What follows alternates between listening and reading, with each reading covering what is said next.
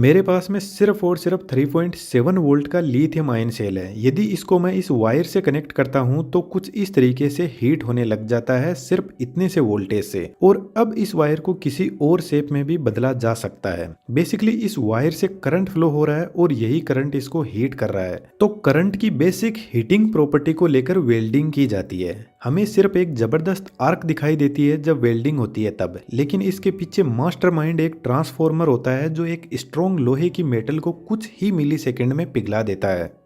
इस वीडियो में welding machine को 3D एनिमेशन की हेल्प से समझते हैं। कुछ मेरे दोस्त नाराज है वीडियो लेट होने की वजह से, लेकिन हम एक प्रोजेक्ट पर काम कर रहे हैं जो जल्दी आपके बीच में आने वाला है, जो मेरे ख्याल से आपकी पूरी नाराजगी को खत्म कर देगा। और एक टेलीग्राम ग्रुप हमने बनाया है, वीडियो के डिस्क्रिप्शन में लिंक दिया हुआ है, वहां से आप जुड़ सकते हो, जहां पर हम साइंस से जुड़े लोगों की एक कम्युनिटी तैयार कर रहे हैं। जब कोई पर्सन वेल्डिंग करता है तो इस वेल्डिंग होल्डर से 50 एम्पियर से लेकर 300 एम्पियर तक का करंट फ्लो करता है। और जो जबरदस्त आर्क हमें दिखाई देती है उसका टेम्परेचर 5000 डिग्री सेंटीग्रेड से लेकर 20,000 डिग्री सेंटीग्रेड तक होता है, जो किसी भी मेटल को आसानी से पिघला देता है। यह करंट कितना ज्यादा है इसका अंदाजा आप इस बात से लगा सकते हो कि 3 से 4 एम्पियर का करंट एक इंसान की जान ले सकता है।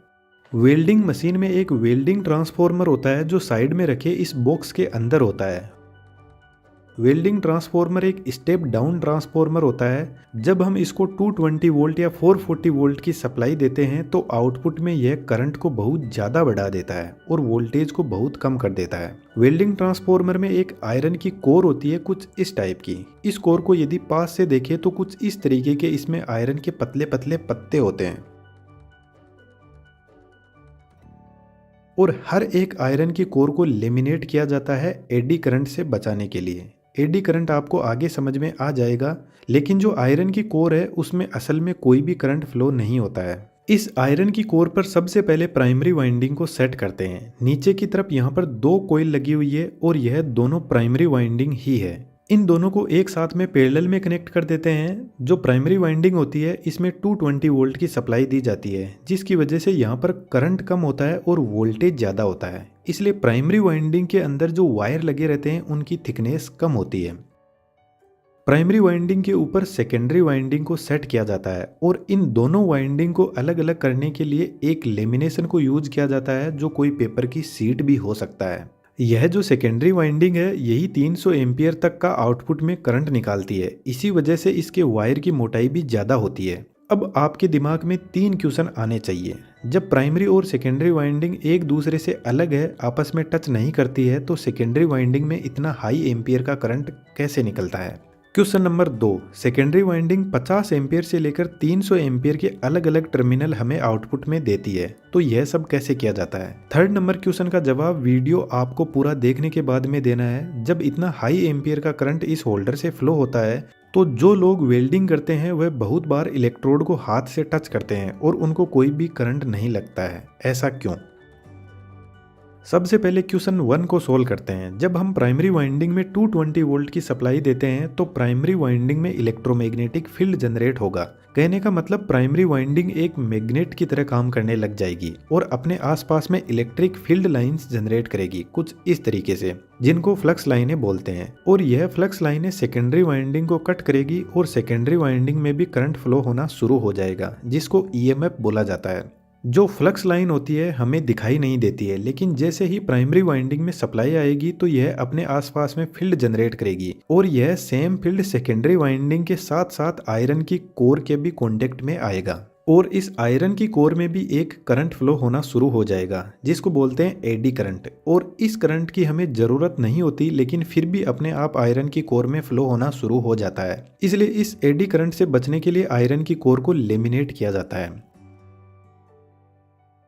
एक सिंपल सा फॉर्मूला है, primary winding voltage upon secondary winding voltage is equal to number of turns in primary winding upon number of turns in secondary winding is equal to secondary winding current upon primary winding current. फॉर्मूले को देखकर घबराना नहीं है, एकदम आसान भाषा में समझते हैं।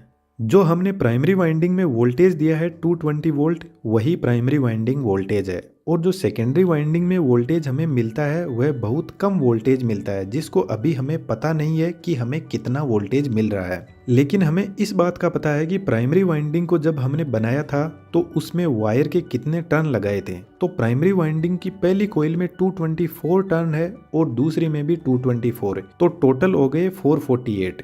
यही number of turns in primary winding है। ठीक ऐसे ही सेकेंडरी वाइंडिंग में लगी दोनों कोइल के टोटल टर्न 110 है। अब इस फॉर्मूले से हम सेकेंडरी वाइंडिंग का वोल्टेज निकाल लेते हैं, जो हमें मिलता है 54 वोल्ट। तो बेसिकली मैंने आपको यह सब इसलिए बताया है कि हमने प्राइमरी वाइंडिंग में 220 वोल्ट दिया था और हमें आउटपुट में मिला है सिर्फ 54 वोल्ट, यानी वोल्टेज हमारा कम हो गया। अब करंट को चेक करते हैं कि करंट हमें सेकेंडरी वाइंडिंग में कितना मिलता है। इन दोनों टर्म को देखें तो हमें समझ आता है कि यदि प्राइमरी में 110 एम्पियर का करंट है तो सेकेंडरी में 440 एम्पियर का करंट मिल रहा है। कहने का मतलब सेकेंडरी वाइंडिंग में हमें वोल्टेज कम मिल रहा है और करंट ज़्यादा मिल रहा है। तो इस तरीके से वेल्डिंग ट्रांसफॉर्मर करंट को बढ़ा देता है और वोल्टेज को कम कर देता है।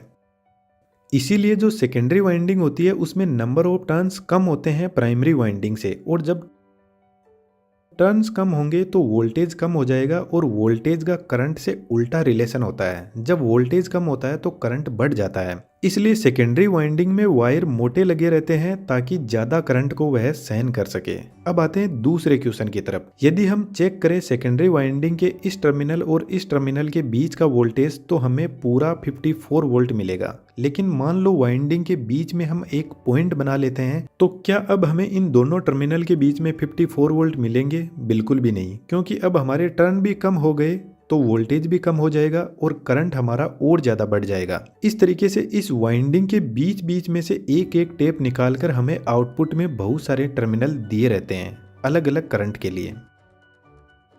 जब हम किसी भी मेटल को वेल्डिंग करते हैं तब एक वायर को हम उससे अटैच कर देते हैं जो डायरेक्ट इस ट्रांसफॉर्मर से जुड़ा रहता है। इसका मतलब है जब वेल्डिंग शुरू होती है तो यह वायर करंट को वापस रिटर्न पाथ प्रोवाइड करवाता है, तब जाकर सर्किट क्लोज होता है और करंट फ्लो होना शुरू होता है। लेकिन जब वेल्डिंग होती है तो जो वेल्डिंग इलेक्ट्रोड है वह जिस भी दो मेटल को जोड़ने के लिए वेल्डिंग कर रहे हैं उनको टच नहीं करता है। हम उस वेल्डिंग मेटल और इलेक्ट्रोड के बीच में हल्का एयर गैप बनाकर रखते हैं, क्योंकि जब इलेक्ट्रोड मेटल से टच हो जाएगा तो प्रॉपर करंट फ्लो होने लग जाएगा और वेल्डिंग स्टार्ट ही नहीं होगी। लेकिन हमें तो एक जबरदस्त स्पार्क पैदा करना है। जब हम इलेक्ट्रोड और मेटल के बीच में हल्का सा गैप बना लेते हैं तो अब 300 एम्पियर का करंट एयर से होते हुए इस मेटल से होते हुए अपना पाथ पूरा करेगा, और जैसे ही करंट एयर के थ्रू अपना पाथ पूरा करेगा तो जबरदस्त आर्क क्रिएट करेगा और यह आर्क इस मेटल को 1500 डिग्री सेंटीग्रेड तक गर्म कर देगा। और जो इलेक्ट्रोड की टिप है उससे भी हाई करंट फ्लो हो रहा है तो वह भी गर्म होकर पिघलने लग जाएगा। तो जिन दो मेटल को जोड़ना है जब वह बहुत ज़्यादा गर्म होते हैं तो आपस में उनके एटम एक दूसरे से चिपक जाते हैं और ऊपर से जो इलेक्ट्रोड है वह पिघलकर इन दोनों मेटल को चिपका देता है और बीच में जो भी गैप है उसको भी पूरा भर देता है। अब आप नोटिस करोगे जो इलेक्ट्रोड होता है उसके बीच में मेटल होती है और चारों तरफ उसके फ्लक्स चिपका रहता है। इसका मतलब है जब वेल्डिंग चलती है तो आसपास में ऑक्सीजन और नाइट्रोजन गैस अवेलेबल रहती है और यह गैस ऑक्साइड की एक लेयर बना लेती है जो वेल्डिंग के बीच में क्रैक्स पैदा करती है। इसलिए फ्लक्स ऑक्सीजन और नाइट्रोजन को वेल्डिंग के बीच में नहीं आने देता और यह फ्लक्स जब ऑक्सीजन और नाइट्रोजन के साथ में मिक्स होता है तो स्लैग बना देता है जो वेल्डिंग के ऊपर एक लेयर बनी होती है, जिसको किसी ब्रश से वेल्डिंग होने के बाद में ठंडा होने से पहले हटा देते हैं ताकि हमें वेल्डिंग अच्छे से दिखाई दे जाए। और यदि इस वेल्डिंग के ऊपर और वेल्डिंग करना है तो इस स्लैग को हटाना बहुत जरूरी है। आज के टाइम में मार्केट में बहुत टाइप की वेल्डिंग अवेलेबल है, लेकिन यह वेल्डिंग सबसे पुरानी और पॉपुलर वेल्डिंग है जिसके पीछे एक powerful transformer high current generate करता है। तो दोस्तों कैसा लगा आपको इस वीडियो का एनिमेशन जरूर से कमेंट बॉक्स में बताना, और ऐसे ही साइंस से जुड़े वीडियो देखने के लिए वीडियो को लाइक और चैनल को सब्सक्राइब करना तो बनता ही है। और थर्ड नंबर क्वेश्चन का जवाब भी कमेंट में जरूर से लिखना। Thank you.